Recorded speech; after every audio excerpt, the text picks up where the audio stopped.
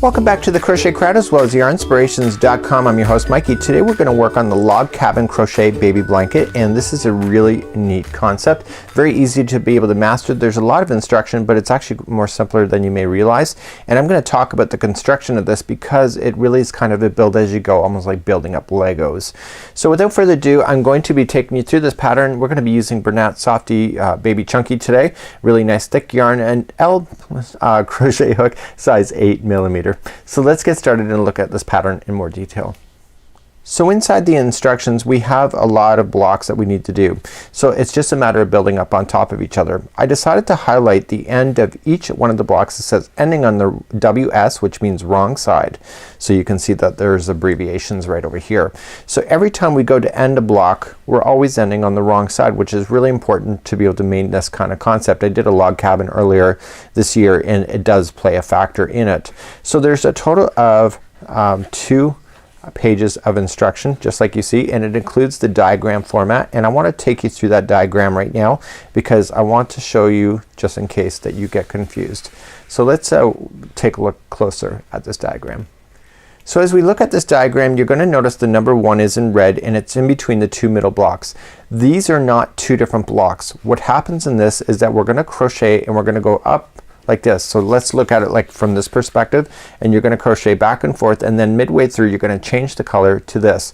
So what you're looking at here is that this whole rectangular right here is one whole block. It's just a different color, and that's why they've highlighted it as 2 different colors. Once you get that block done, you then create this block. Once you get this block, you then create this one, and you see that you're working all the way around. So you can't just immediately start number 9 and then go back to 2. It's all sequential on just being able to follow. So within today's tutorial I'm going to show you how to get started, and then I'm going to show you how to crochet along a side edge, and then you can use this to be able to balance yourself to make this. Now you can choose any different colors that you wish. Obviously what is suggested in the pattern is basically what the designers thought is in trend right now. I really like the look of it as well. But you know what, just you may not have access to the yarn, or maybe you have a different color idea. Use this as a template in order for you to have a lot of creativity too. So without further ado, let's look at block number 1. So let's get started. We're going to create a slip knot to begin, and then I need you to chain a total of 16. So you can see it's not a very big chain across, using your 8mm size L crochet hook today. And let's just do that. So we're just going to go 1, 2, 3, 4, 5, 6, 7, 8, 9, 10, 11, 12, 13, 14, 15, and 16. Now it says for row number 1, which is really important because I want you to do something here in row number 1. If anything in this tutorial, this is what you need to listen to the most. So what I need you to do is half double crochet 3rd chain from the hook. So go 1, 2, and 3. Get the back loop only and just half double crochet. So going right into the back loop of that chain, I want you to half double crochet. So then you just pull through all 3. So this entire afghan is worked up of half double crochets. You'll notice that there is no border once you get all the way around on this thing. And what I want you to do is just do a few extra like this, and then I want you to stop. Using another size crochet hook, I want you to grab a spare piece of yarn, and I want you to use this yarn and mark the front of it. So just go sliding into a stitch, staying on the front side of the work towards you, and I want you to put in a stitch marker there. This will represent the good side of the project, the right side. So whenever it says that you're ending on a wrong side, this marker should be on the underside. So when you go to turn over the project, if you do not see it, it means it's the wrong side, which is where you're ending, and if you see it, then that means that it is the right side. So continuing to go along, I want you to half double crochet into each one of the chains all the way to the other side. I'll see you back here in just a moment. So as I go all the way across, I'm just going to get into the last chain, and all this is just half double crochets in the rows. So you're going to turn around, okay, and you're just going to begin. So you're just going to chain up 2 just like that, and then you're just going to immediately just jump into the first one, okay, and then so that was the first one for a half double crochet. So that chaining 2 is more of a builder. It's not really a stitch at all, and you are just going to just half double crochet yourself across. So whenever you don't see the stitch marker, you know that you're on the wrong side. So you're going to continue this color for block number 1 until it has 6 inches. So you'll need a tape measure, and it says ending on the wrong side. So when you go to measure this, if you cannot see this, you know that you're on the wrong side, and you take the tape measure and you measure. Okay, so if you take a tape measure and you measure it like this, and then all of a sudden that you're finishing, and when you finish you can still see that, then you know you're on the wrong side. So you always want to make sure you're on the wrong side. So what I'm going to ask you to do is just continue along till you get 6 inches of just these rows, and then I'll be back, and then I'm going to show you to change color, because this is the middle rectangular block, and we'll get that done, and then I'll show you how to work yourself along the side of a block in order to continue all of these kind of fun things. So I'll see you back here in just a moment.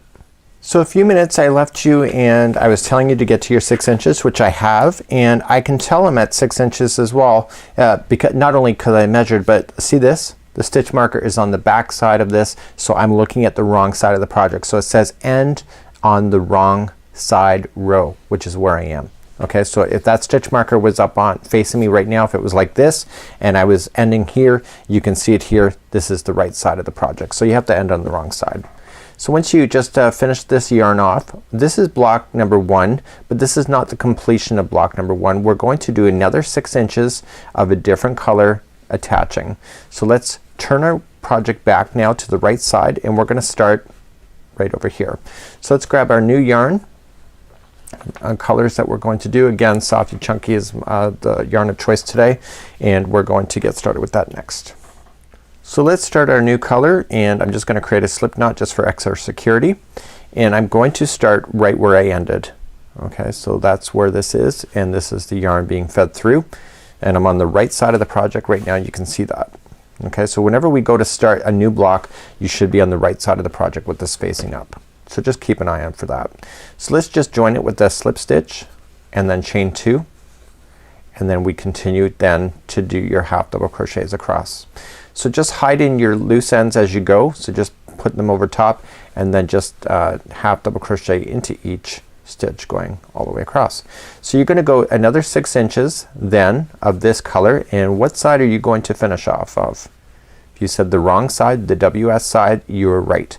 So go another 6 inches of this color, and then you're gonna fasten off. So I'm not gonna take you through the entire afghan today. I'm only taking you enough so that you can understand how to do this pattern, and then I'm gonna show you how to then crochet up along the side, because you'll eventually have to learn how to do that too. So I will see you back here when 6 inches of this color is complete. So now I'm done block number 2.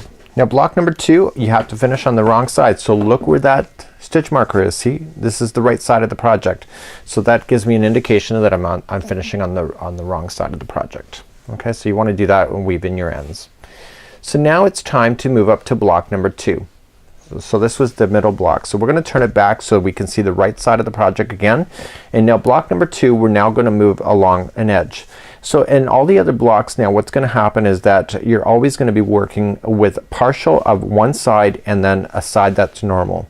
So what we have to do is that we have to teach ourselves to be able to crochet along the side. So let's start that with block number 2.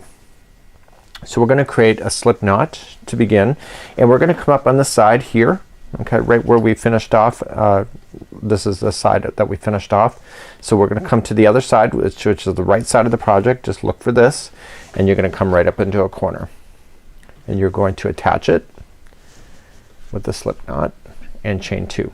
1 and 2 coming into the same stitch, because that first chain 2 is just a builder.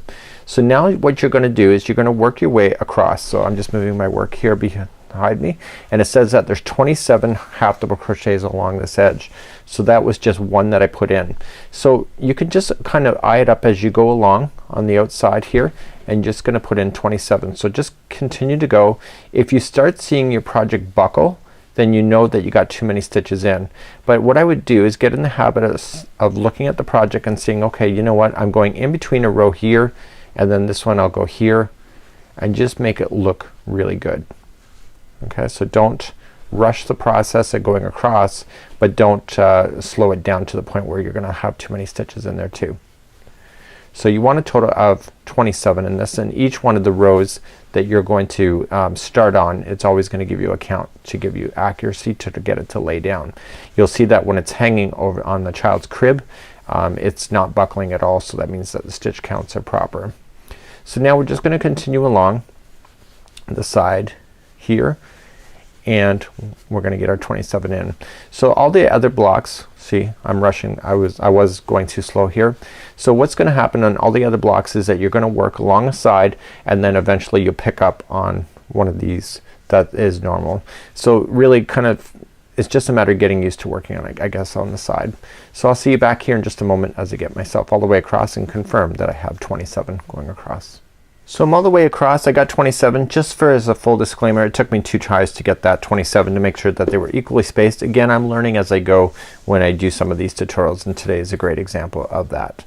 So now we just have to go 6 inches in order to get the height. So we've done 6 inches here and here. This is going all 6 inches. All of the blocks that we add are always gonna be 6 inches high. They're always gonna end on the wrong side. So right now, do you see any of the stitch marker at all? It's right over here, isn't it? So this here is showing me that the right side is facing down. So whenever I finish this project, I want to make sure that's down, and so that we're finishing on the wrong side. So continuing along then, just continuing with block number 2, I've just half double crochets back and forth. And then what I'm gonna do is I'm gonna stop early, and then I'm just gonna show you how to start block number 3 as you go up along a regular edge plus a side at the same time. So let's just say I've gone 6 inches. I'm gonna fasten off and look, where am I? I can tell I'm on the wrong side of the project because the stitch marker is underneath. So this will allow me to do it. So visualize this as being 6 inches. So what you're going to do then is that you're going to start off block number 3. So block number 3 is gonna come along the front top here. So we're gonna turn it over to the right side. So making sure, okay, that the right side is facing up. And then what you're gonna do is that you're going to attach, and then you're going to go along these stitches, plus then when you hit the side of these you have to get a certain amount of count. So for block number 3 it says work 27 stitches all the way across. So you're thinking to yourself, well, you just did 27 here. Why is there 27 here? Remember, you got 2 blocks here. So that gives you 27. So each one of these blocks are 6 inches. So 27 in the first few layers is gonna be the magic number. You just have to look at the pattern for that. So you'll attach and you'll go into each one of the stitches that are here, and then you'll just make sure that you equally space the ones. Now if you're off by any stretch here, as long as you had the right amount of count, it will balance itself. It'll keep itself nicely done. So you just have to make sure that you balance yourself, and then you just continue to work around in a circle. So let's take a look at the pattern one more time, and then we're gonna let you go for today.